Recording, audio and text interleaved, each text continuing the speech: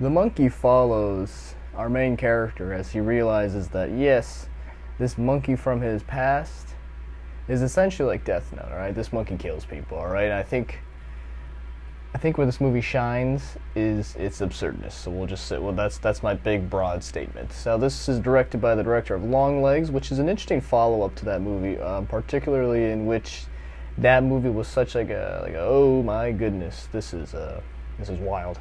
This is very interesting.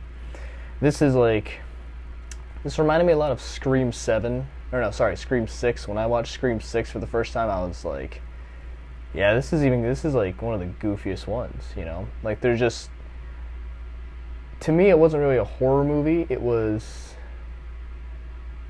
I'm talking about this, I'm talking about the monkey, of course. To me this wasn't quite a horror movie. It was a comedy that just so happened to have a monkey that killed people. And you know what?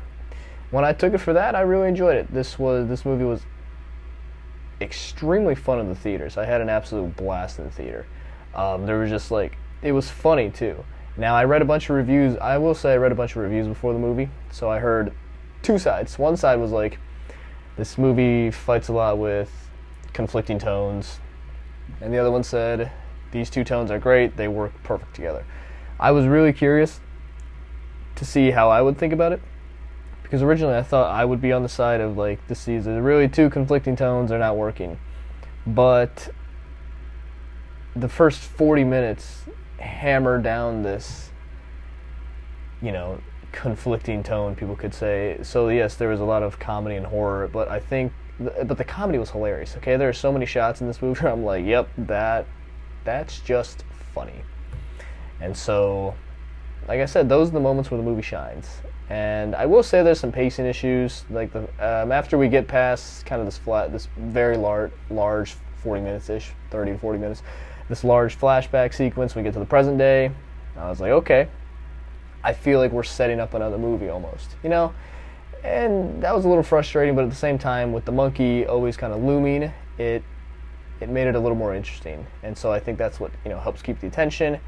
And yeah, overall, like if people want to say there are, I can see the conflicting tones issue, especially when you follow up with a movie like this after Longlegs.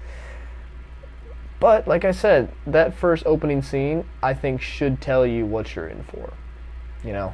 And I'm not going to spoil that because it's hilarious, you know. And there's a fun little cameo in the beginning, and yeah. So overall, you know what? I think horror fans are going to really enjoy 2025, and especially with this movie. I really wasn't 100% sure if I was going to go see it, but I just said, yeah, it's a Saturday matinee.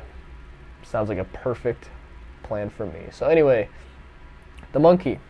I'd highly recommend going and checking it out. Like I said, it's funny. It's got some horror elements. There's this one particular shot, and it's when the monkey's beating on his drum. The camera follows his arm, so like the camera is probably technically be stationed like right here or on the arm, and you'd see it just kind of moving. That's one of my favorite shots of the year.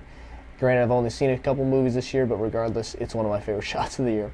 That being said, we'll see in the next one. The next movie review is probably going to be Mickey 17. Super excited for that. We'll see you for that one. Thanks for watching.